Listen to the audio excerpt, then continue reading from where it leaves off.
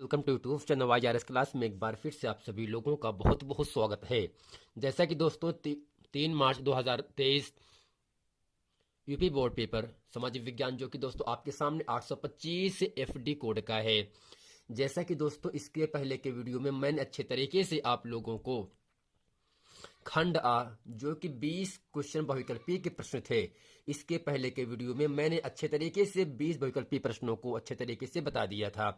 यदि आपने अभी तक वो वीडियो नहीं देखे हैं तो नीचे डिस्क्रिप्शन में लिंक दिया गया है, वहां पर उस वीडियो को जाकर देख सकते हैं। दोस्तों आज के इस पूरे वीडियो में हम प्रश्न नंबर दोस्तों यहाँ से जो आप खंड आ का बहुविकल्पी प्रश्न है ये पूरा दोस्तों आपके सामने प्रश्न नंबर 1 से लेकर प्रश्न नंबर 9 तक 10 तक, इसके साथ दोस्तों यहाँ से प्रश्न नंबर 11 से लेकर प्रश्न नंबर 20 तक अच्छे तरीके से इसके पहले के वीडियो में मैंने आप लोगों को बता दिया था।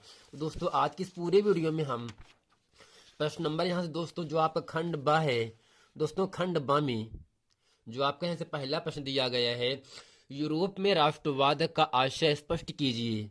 इसी का अथवा का प्रश्न आपके सामने कह रहा है, असहयोग आंदोलनों के कारण तथा उसके प्रभावों का उल्लेख कीजिए। तो दोस्तों प्रश्न नंबर 1 में जो आपका अथवा का प्रश्न दिया गया है, असहयोग आंदोलन के कारण तथा उसके प्रभावों का उल्लेख कीजिए। जैसा कि दोस्तों जो प्रश्न है 4 नंबर के लिए आपसे पूछा गया है और दोस्तों प्रश्न नंबर अथवा ही पढ़ेंगे इसमें। और दोस्तों प्रश्न नंबर यहाँ से दूसरे में, गरीबों और बेरोजगारों की बढ़ती संख्या लोकतंत्र की सफलता में बाधक है या स्पष्ट कीजिए।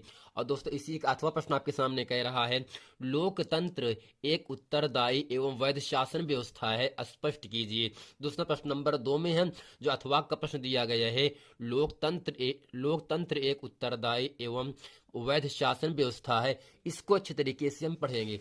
अब इसी के साथ दोस्तों यहाँ प्रश्न नंबर जो आपका तीसरा है, इसमें दोस्तों हम पढ़ते हैं, विदेशी व्यापार से आप क्या समझते हैं?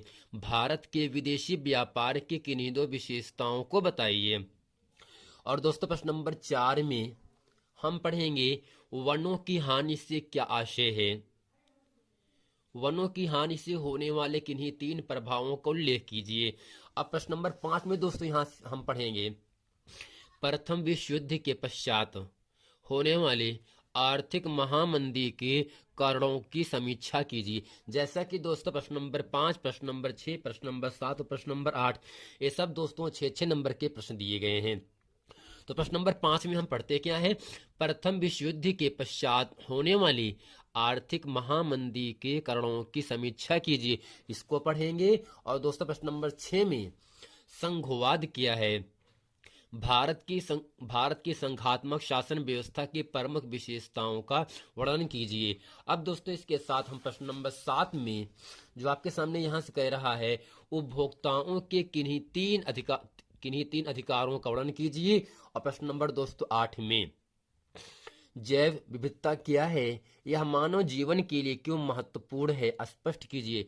जैसा कि दोस्तों ये जो प्रश्न है प्रश्न नंबर 5, प्रश्न नंबर 6, प्रश्न नंबर 7, प्रश्न नंबर 8 यानी यहाँ से दीर्घ उत्तरीय जो प्रश्न है वे सब दोस्तों 6 नंबर के प्रश्न हैं। और प्रश्न नंबर 1, 2, 3, 4 तक जितने भी लघु उत्तरीय प्रश्न दोस्तों दिए गए हैं वे सब 4 नंबर के प्रश्न हैं।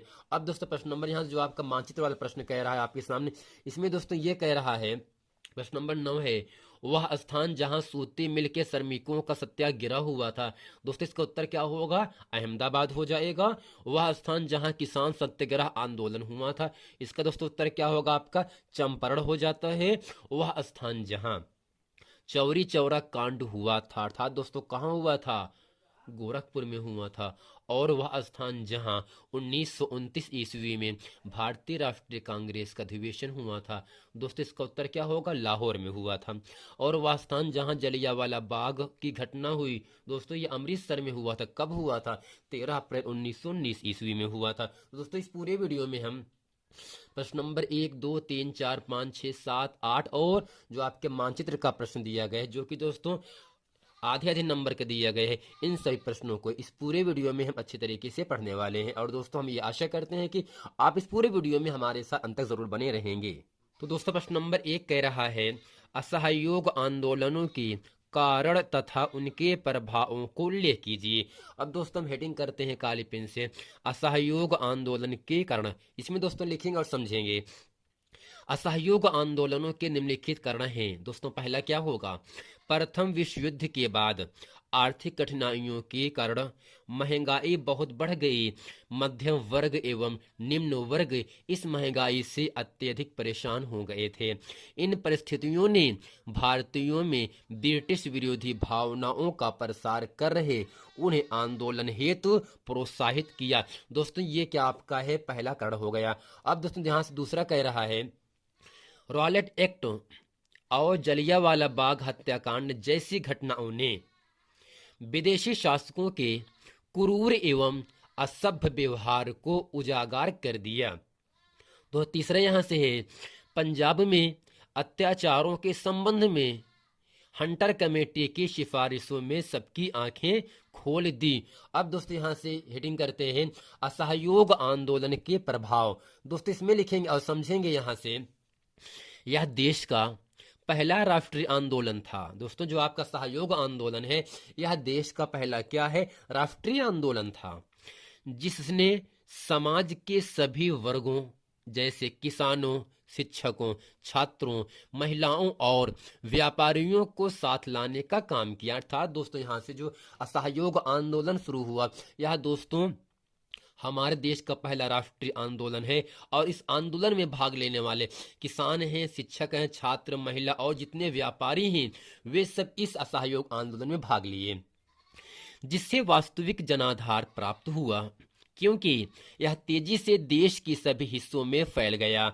इस आंदोलन ने लोगों में राष्ट्रीय एकता का भाव जगाया एवं देश की आजादी के लिए त्याग करने की भावना को जागृत किया। तो दोस्तों आशा करते हैं प्रश्न नंबर जो एक आपका है, असहयोग आंदोलन के कारण क्या हैं तथा उनके प्रभावों का उल्लेख कीजिए। अच्छे तरीके से प्रश्न नंबर एक का उत्तर आप लोगों को समझ में आ गया होगा और हमें आशा करते हैं कि जिस प्रकार से हम लिखे हैं ठीक इसी प्रकार आप भी लिखे होंगे। यदि आप ऐसा लिखे होंगे तो आपको 4 नंबर पाने से कोई रोक नहीं सकता। अब दोस्तों प्रश्न नंबर दूसरा आपके सामने कह रहा है, तो दोस्तों प्रश्न नंबर 2 कह रहा है, लोकतंत्र एक उत्तरदायी एवं वैध शासन व्यवस्था है, स्पष्ट कीजिए या उल्लेख कीजिए। अब दोस्तों यहां से लिखते हैं इसके उत्तर में, आज के समय में लोकतांत्रिक सरकार को प्रायः प्रतिनिधि लोकतंत्र कहते हैं। प्रतिनिधि लोकतंत्र में लोग सीधे शासन में भाग नहीं लेते हैं, बल्कि चुनाव की प्रक्रिया के द्वारा अपने प्रतिनिधि को चुनते हैं। ये प्रतिनिधि यानी जो उम्मीदवार होते हैं, ये प्रतिनिधि मिलकर सारी जनता के लिए निर्णय लेते हैं और सरकार चलाते हैं। चूंकि लोकतंत्र में सरकार जनता के द्वारा चुनी जाती है, अर्थात दोस्तों लोकतंत्र में जो सरकार चुना जाता है वो जनता के द्वारा मत दे करके चुना जाता है, अर्थात वोट दे करके चुना जाता है।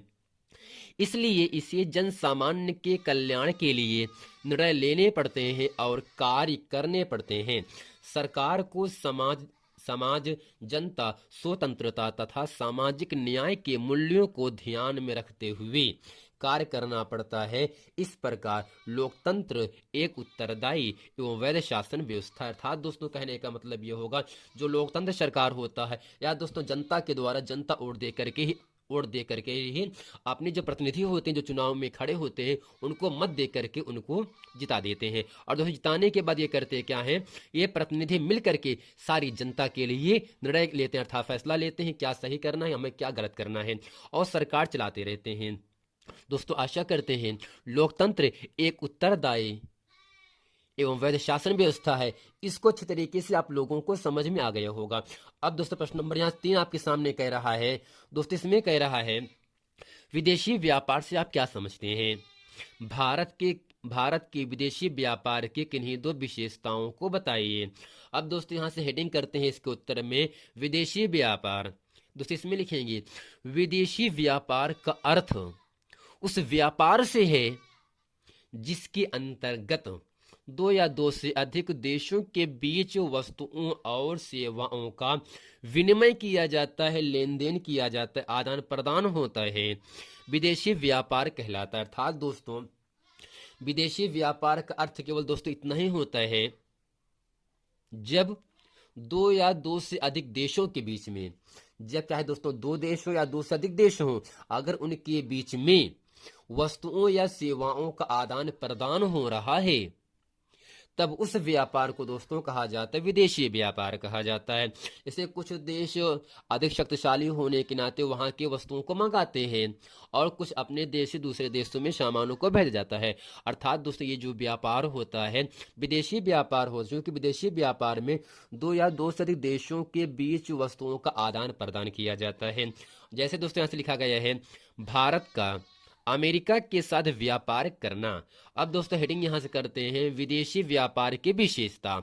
दोस्तों इसमें लिखेंगे विदेशी व्यापार में होने वाली विदेशी व्यापार निम्नलिखित विशेषता है। दोस्तों पहला क्या होगा, विकासशील देशों हेतु अत्यधिक महत्वपूर्ण। इसमें दोस्तों पहला यहां से लिखेंगे विदेशी व्यापार में होने वाली वृद्धि आर्थिक प्रगति को प्रकट करती है। आर्थिक रूप से पिछड़े तथा विकासशील देशों के लिए विदेशी व्यापार का और भी अधिक महत्व है। अब दोस्तों हम दूसरा हेडिंग करते हैं आपके सामने प्राकृतिक संसाधनों का उचित दोहन। इसमें लिखेंगे विदेशी व्यापार की जरूरतों के अनुसार वस्तुओं का निर्यात करने के लिए उद्यमी उद्योगों की स्थापना करते हैं। दोस्तों आयात का मतलब ये होता है मंगाना और दोस्तों निर्यात का मतलब ये होता है अपने देश से दूसरे देश में सामान को भेजना। यह दोस्तों आपका निर्यात कहलाता है। दोस्तों आयात का मतलब मंगाना है, विदेशों से सामान को मंगाना अपने देशों में, यह आयात कहलाता है, और अपने देश से दूसरे देश में वस्तुओं को भेजना ही निर्यात कहलाता है। तो यहाँ से जो विदेशी व्यापार होते हैं इनकी जो जरूरत के अनुसार वस्तुओं का निर्यात करने के लिए उद्यमी का मतलब जो काम करते हैं, जो मेहनत वाले लोग करते हैं, उद्योगों की स्थापना करते हैं जिससे रोजगार के अवसरों का सृजन होता है। तो दोस्तों आशा करते हैं प्रश्न नंबर 1, 2, 3 तक अच्छे तरीके से आप लोगों को समझ में आ गया होगा। अब दोस्तों चलते हैं प्रश्न नंबर 4 अच्छे तरीके से हम पढ़ते हैं। दोस्तों प्रश्न नंबर 4 आपके सामने यहाँ से कह रहा है। अब दोस्तों इसमें से पॉइंट नंबर तीसरा और चौथा पढ़ने के बाद हम प्रश्न नंबर 4 पढ़ेंगे। अब तीसरे में कह रहा है औद्योगिकरण को प्रोत्साहन। इसमें दोस्तों लिखेंगे विदेशी व्यापार के माध्यम से देश में औद्योगिकरण को प्रोत्साहन करने के लिए यानी आगे बढ़ाने के लिए उपकरण एवं तकनीकी सुनिश्चित होती हैं जिससे औद्योगिकरण की गति तीव्र होती है। अब दोस्तों यहाँ से चौथा पॉइंट आपके सामने आता है सस्ती वस्तुओं की प्राप्ति। विदेशी व्यापार के कारण विदेशों में निर्मित गुणवत्ता युक्त एवं सस्ती वस्तुएं देश के अंदर प्राप्त हो जाती हैं। अब दोस्तों यहां से प्रश्न नंबर 4 आपके सामने कह रहा है वनों की हानि से क्या आशय है। वनों की हानि से होने वाले किन्हीं 3 प्रभावों का उल्लेख कीजिए। अब दोस्तों यहां से हेडिंग करते हैं काली पेन से वनों की हानि, यानी दोस्तों वन ना होने से हम पर क्या असर पड़ता है, क्या प्रभाव पड़ते हैं, इसकी हानियां क्या क्या होती हैं। तो आप दोस्तों इसमें लिखेंगे वनों की हानि से आशय, यानी आशय वनों को तेजी से काटे जाने से। अर्थात दोस्तों वनों की हानि से आशय क्या होता है, वनों की बहुत तेजी से कटाई करना जिससे वन क्षेत्र कम होता जा रहा है और वनों का ह्रास होता जा रहा है। बिल्कुल सही बात है दोस्तों। जब वनों की हानि से आशय क्या मतलब क्या होगा, जब वनों को हम तेजी से अधिक मात्रा में काटेंगे तब दोस्तों होता क्या है, वन क्षेत्र कम हो जाता है और वनों का ह्रास होता रहता है। अब हेडिंग करते हैं वनों की हानि से होने वाले प्रभाव। अगर दोस्तों वन ना रहे, जंगल ना रहे तो हम सब पर क्या असर पड़ता है, क्या प्रभाव पड़ता है। अब इसमें लिखेंगे नंबर 1 करके यहाँ से वनों की हानि से होने वाले प्रभाव इस प्रकार हैं। नंबर 1 है मृदा का अपरदन वनों के ह्रास का प्रमुख दुष्प्रभाव है। दोस्तों मृदा का अपरदन का मतलब ये होता है मिट्टी का कटाव, यानी मिट्टी की ऊपरी परत को हटने की प्रक्रिया को कहते हैं क्या है, मृदा अपरदन कहा जाता है। यानी मृदा का अपरदन वनों के ह्रास का प्रमुख दुष्प्रभाव है। दूसरा है वनों के ह्रास से वर्षा में कमी होती जा रहा था। दोस्तों अगर हम वनों को काटेंगे तो वनों को काटने से दोस्तों बारिश की मात्रा कम हो जाती है, वर्षा कम होती है। वनों के ह्रास यानी वनों की कटाई से वर्षा में कमी होती जा रही है, अर्थात तो बारिश बहुत कम मात्रा में होता है।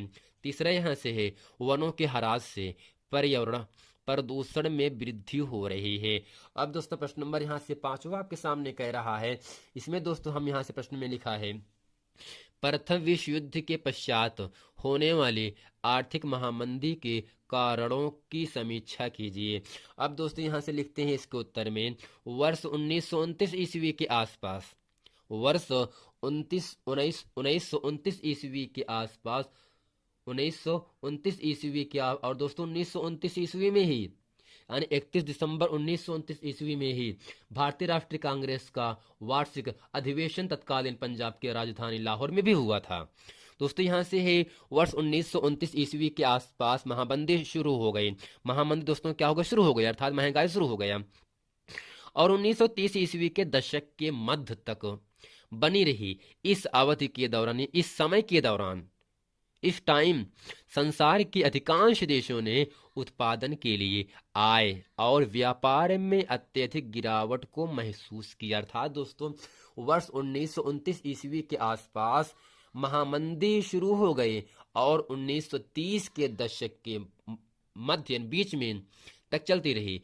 इस टाइम के दौरान, अर्थात इस अवधि के दौरान, इस समय के दौरान संसार के अधिकांश देशों ने, जो अलग अलग देश हैं, उन देशों ने अपना उत्पादन करने के लिए आय और व्यापार में अत्यधिक गिरावट को महसूस किया। अब दोस्तों यहां से हेडिंग करते हैं, महामंदी के लिए उत्तरदायी कारक। इसमें दोस्तों लिखेंगे यहां से, महामंदी के निम्नलिखित कारक हैं। दोस्तों पहला कारक क्या होगा यहां से, कृषि उत्पादन की समस्या का, कृषि उत्पादन की समस्या का अत्यधिक बने रहना था। इस कृषि उत्पादों का मूल्य घट गया। किसानों ने अपनी संपूर्ण आय को बनाए रखने के लिए उत्पादन का विकास करने का प्रयास किया।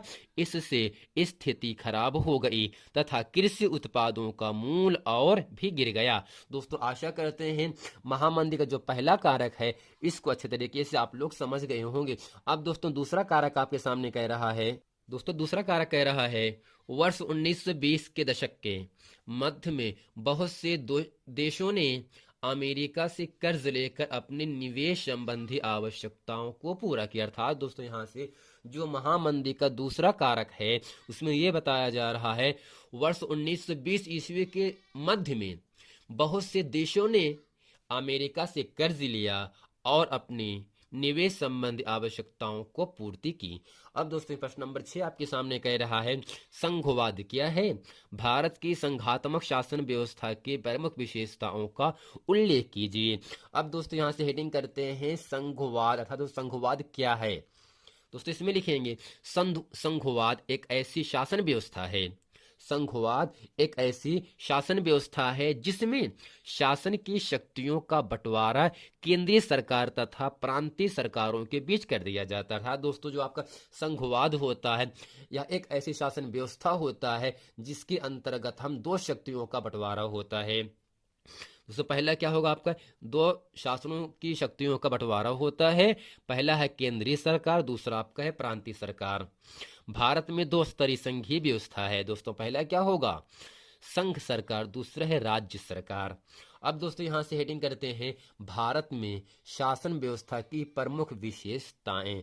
अब दोस्तों हेडिंग यहां से करते हैं, केंद्रीकृत संघवाद। केंद्रीकृत संघवाद दोस्तों क्या होगा, भारतीय संघात्मक शासन अन्य देशों के शासन से भिन्न है। यानी दोस्तों जो भारत की संघात्मक शासन है यह अन्य देशों की तुलना में क्या है, अलग है।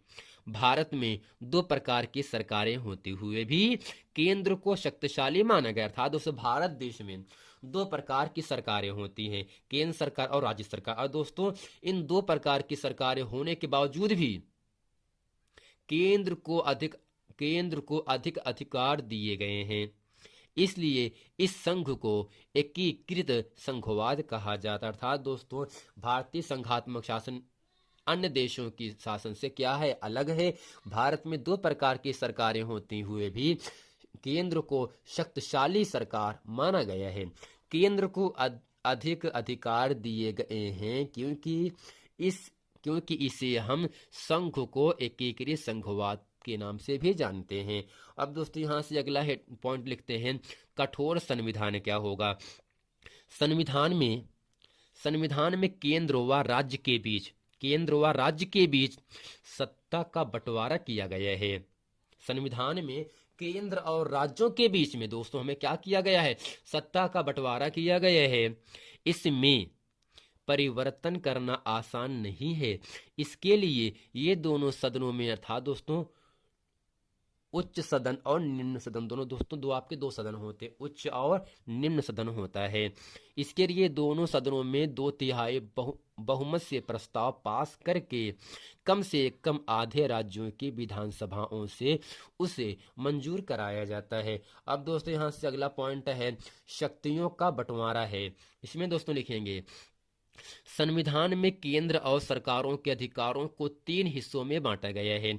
संघ सूची, राष्ट्रीय महत्व के विषय रखे गए हैं, यानी दोस्तों संघ सूची में राष्ट्रीय महत्व के विषय रखे गए हैं जिन पर कानून बनाने का अधिकार केंद्र सरकार को दिया गया था। दोस्तों जो आपकी संघ सूची दोस्तों हो, संघ सूची राष्ट्रीय महत्व के विषय में रखे गए हैं और दोस्तों जिन पर कानून बनाने का अधिकार दोस्तों यह संघ सूची में ही है।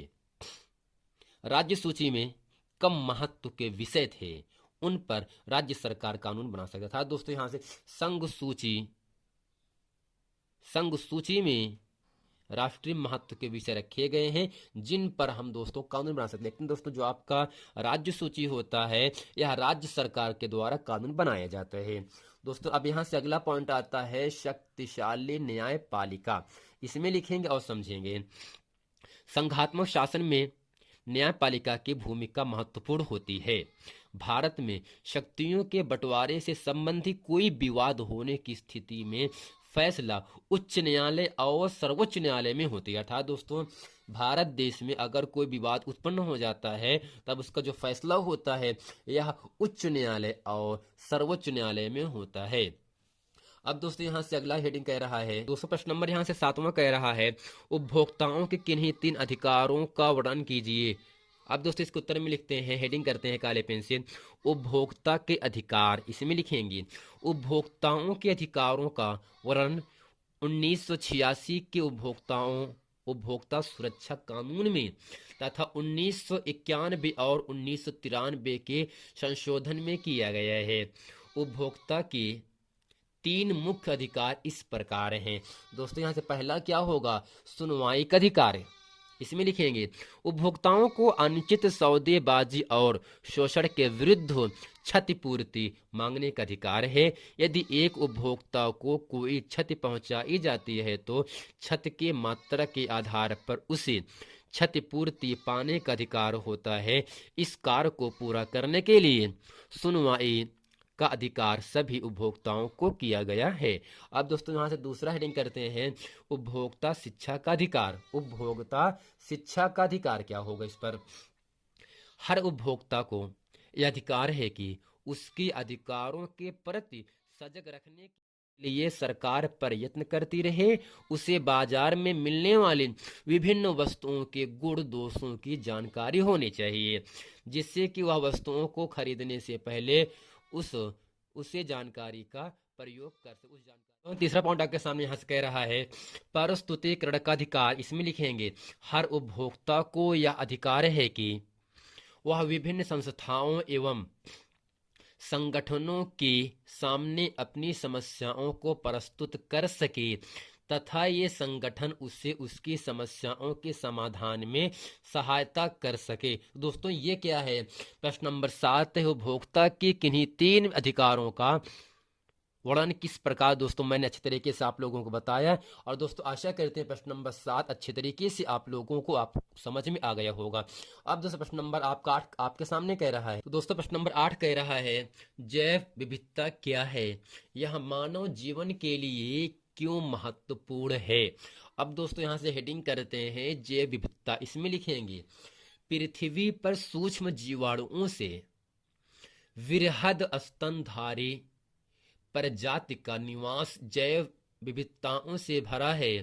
पौधों की विभिन्न प्रजाति तथा जीवों का श्रृंखला एक ऐसे वातावरण का निर्माण करती है जिसे जैव विविधता कहते हैं। अब दोस्तों हेडिंग करते यहाँ से है जैव विविधता की मानव जीवन के लिए उपयोगी।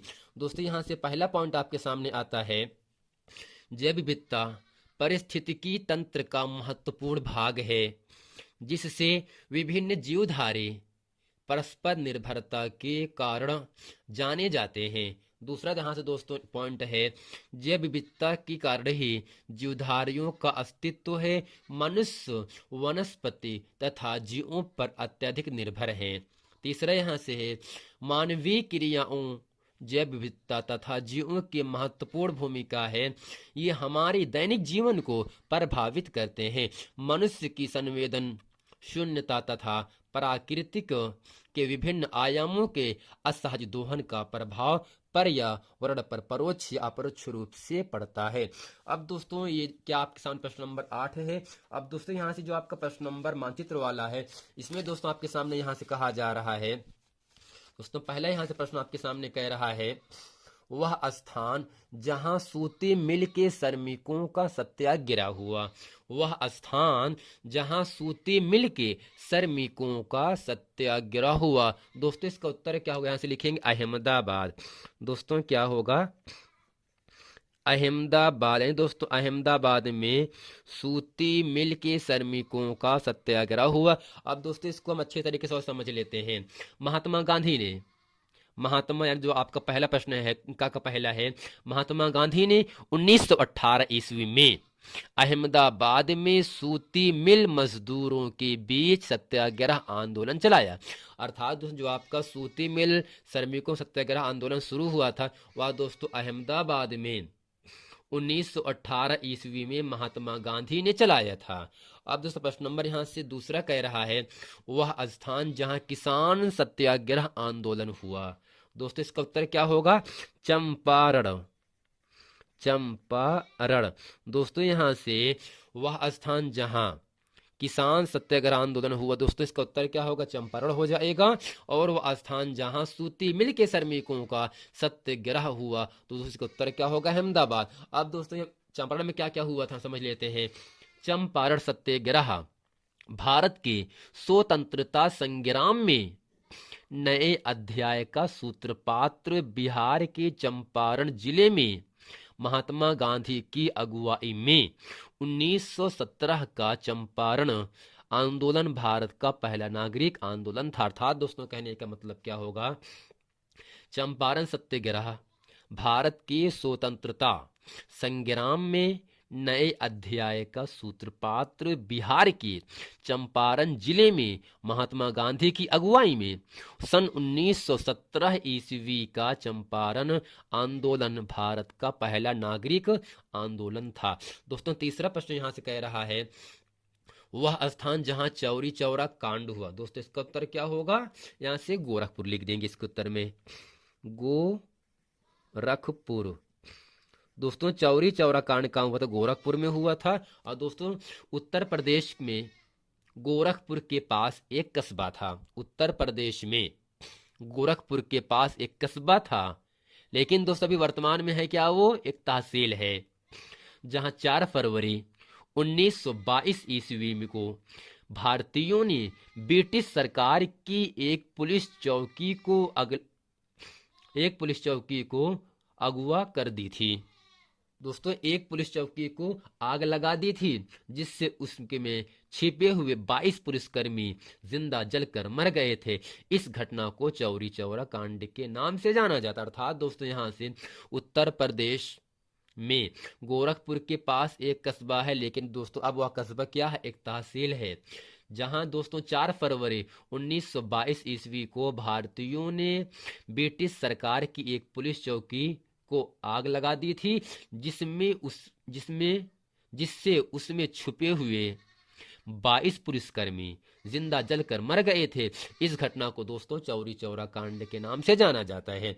अब प्रश्न नंबर यहाँ चौथा है, वह स्थान जहां 1929 ईस्वी में भारतीय राष्ट्रीय कांग्रेस का अधिवेशन हुआ था। दोस्तों इसका उत्तर क्या होगा, लाहौर। यानी लाहौर में 1929 ईस्वी में भारतीय राष्ट्रीय कांग्रेस का अधिवेशन हुआ था।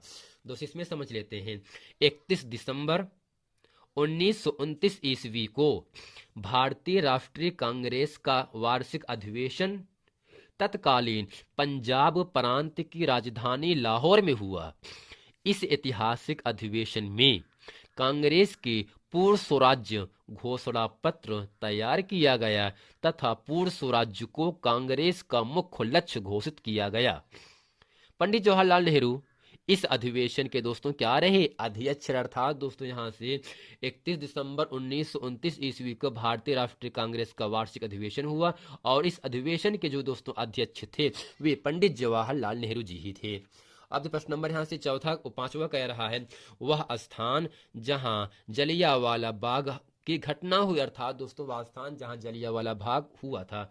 अब दोस्तों इसका उत्तर क्या होगा? अमृतसर।